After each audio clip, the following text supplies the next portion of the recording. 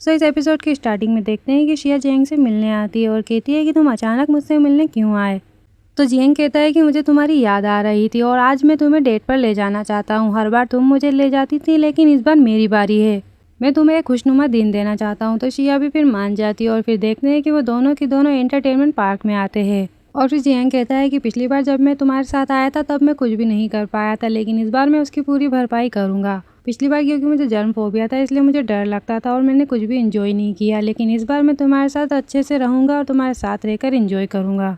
और फिर वो सारी चीज़ें एंजॉय करते हैं जैसे कि झूले पर बैठना और कार चलाना और गेम्स खेलना और भी बहुत सारी चीज़ें एंजॉय करते हैं। और फिर शिया कहती है कि मैं तुम्हें एक सीक्रेट की बात बताती हूँ। पिछली बार जब हम एंटरटेनमेंट पार्क आए थे तब भी मैं खुश थी, भले ही तुमने कुछ भी नहीं खेला था। तो जियांग फिर उसे फोरहेड पर किस करता है और फिर वो दोनों एक्वारियम आते हैं।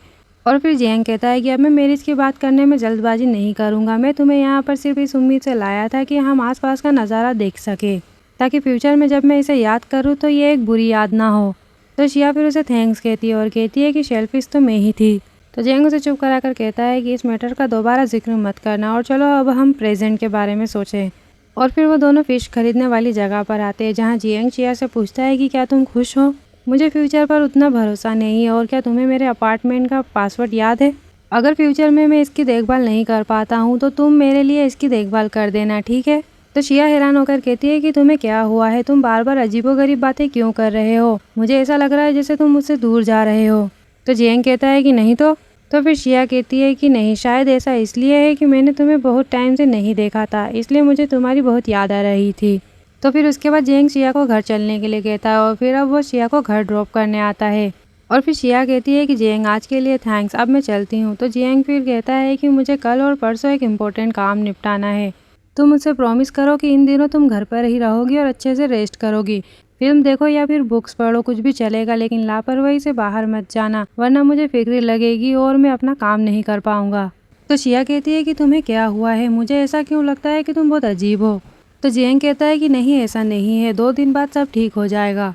तो फिर शिया ओके कहकर जाने लगती है। तो जियांग उसे रोककर कहता है कि तुम डेट पर जाने के बाद ऐसे ही नहीं जा सकती। और फिर वो दोनों एक दूसरे को किस करते हैं, जिसके बाद शिया घर में चली जाती है। और फिर जियांग कुईजुने को डिनर का पूछने के लिए मैसेज करता है।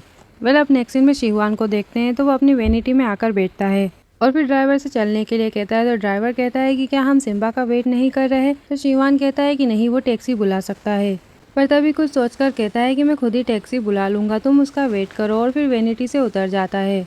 तभी सिम्बा भी वहां पर पहुंच जाता है, पर शिवान उससे बिना बात किए ही वहां से चला जाता है। तो सिम्बा को भी ये सब देखकर काफी बुरा लगता है, तो वो अपसेट हो जाता है और अलग अलग जगहों पे घूमता रहता है। वहीं फिर नेक्स्ट सीन में कुईजुने को देखते हैं जिसने डिनर की सारी तैयारी कर ली होती है और तभी फिर जियांग भी वहां पर आ जाता है।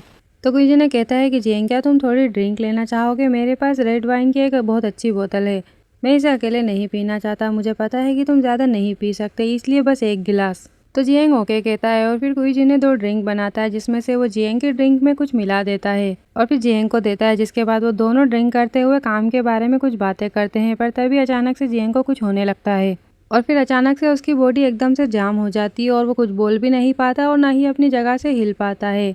और कुईजुने कहता है कि डरो मत, मैं तुम्हें अभी नहीं मारूंगा, मुझे तुम्हें एक स्टोरी सुनानी है। एक टाइम था जब मैं किसी से प्यार करता था, लेकिन मेरी वजह से उसकी डेथ हो गई।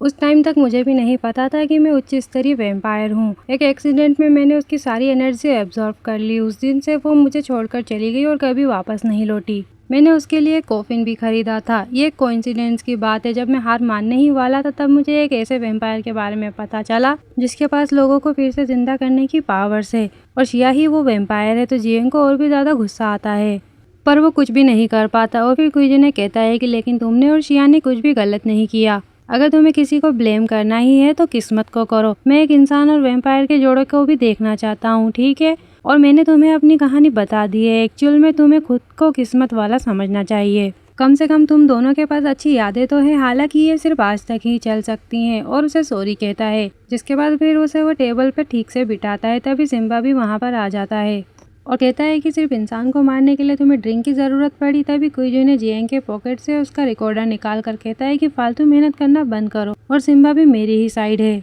और फिर सिम्बा से कहता है कि ये हमारे बीच हुए कॉन्ट्रैक्ट से बिल्कुल अलग है, तुम यहाँ पर क्यों आए हो? तो सिम्बा कहता है कि मुझे डर था कि तुम अपने वादे से मुकर जाओगे। और क्या तुमने मुझसे प्रॉमिस नहीं किया था कि तुम इसे मार डालोगे? तो कुइजन कहता है कि मैं अभी इसे नहीं मार सकता, तुम्हारे यहाँ रहने का कोई फ़ायदा नहीं है, बस तुम्हें मुझ पर यकीन करना होगा।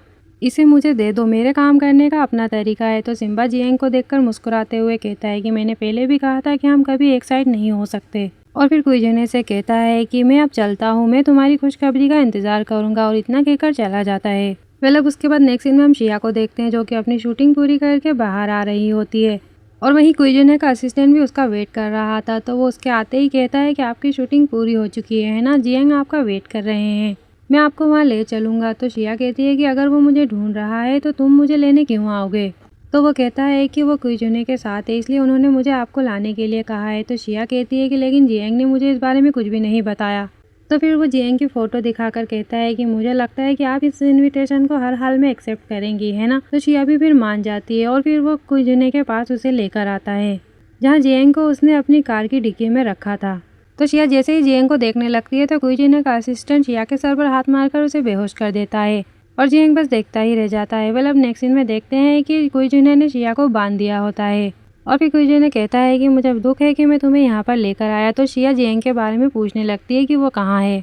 तो कुइजन कहता है क्योंकि सिर्फ तुम ही मेरी हेल्प कर सकती हो। तो शिया बस जियांग के बारे में ही पूछे जा रही होती है और कहती है कि क्या तुम पागल हो?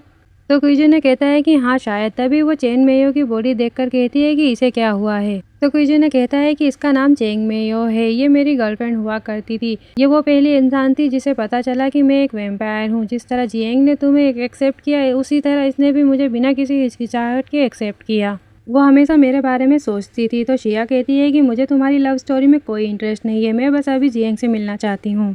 तो वो कहता है कि अगर तुम जियांग को मेरे हाथों मरते हुए नहीं देखना चाहती तो ध्यान से सुनो और मुझे मेरी बात पूरी करने दो। तो शिया ये सुनकर चुप हो जाती है और फिर वो कहता है कि जैसा कि तुम देख रही हो यूयू की डेथ हो गई है मेरी वजह से। जिस तरह तुमने टोंग डोंग को मारा था ठीक उसी तरह मैंने भी इसे मार डाला। किसी स्पेशल पावर वाले वैम्पायर द्वारा किसी इंसान की हत्या करना ऐसा कभी कभी हो जाता है और उन्हें सजा भी नहीं दी जाएगी, लेकिन तुम्हारी फैमिली किसी इंसान को मारने के बाद भी उसे फिर से जिंदा कर सकती है। क्या ये काम तुम्हारे डैड ली शंघाओ ने नहीं किया था?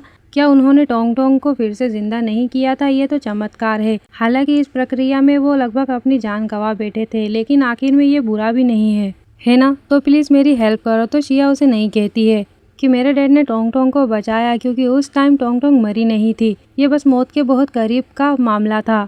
क्या तुम्हें पता है कि वैम्पायर किसी मरे हुए व्यक्ति को बचा नहीं सकते? ये इम्पॉसिबल है। तो कुइजन कहता है कि नहीं नहीं तुम गलत हो, ये पॉसिबल है।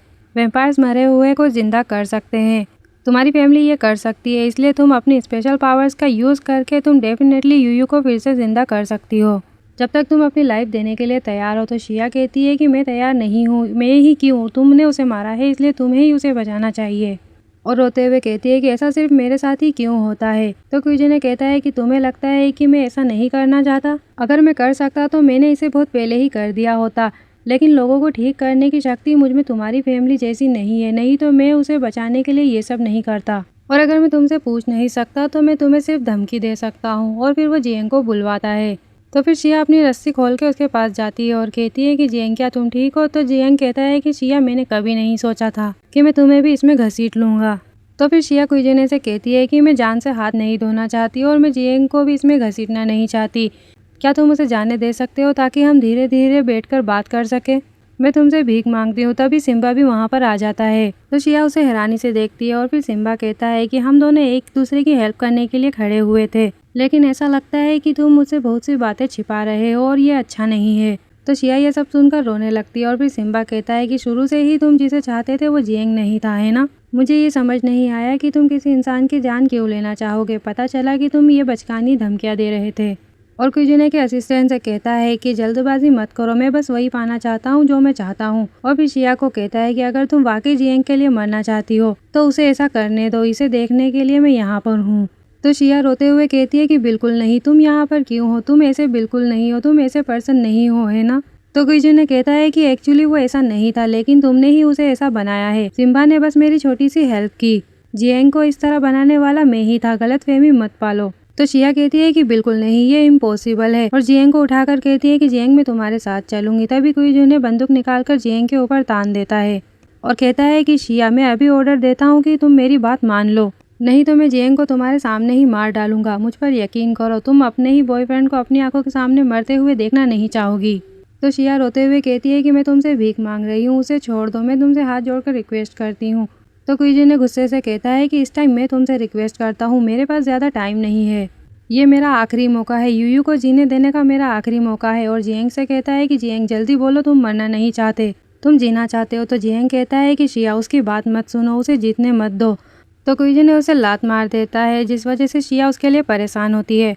और बस इसी के साथ पार्ट 34 यहीं पर एंड होता है। आई होप कि आपको वीडियो और ड्रामा एक्सप्लेनेशन अच्छा लगा हो। तो इसके नेक्स्ट पार्ट के लिए वीडियो को लाइक और चैनल को सब्सक्राइब जरूर करें। तो मिलते हैं इसके नेक्स्ट पार्ट में, तब तक के लिए bye bye and thank you.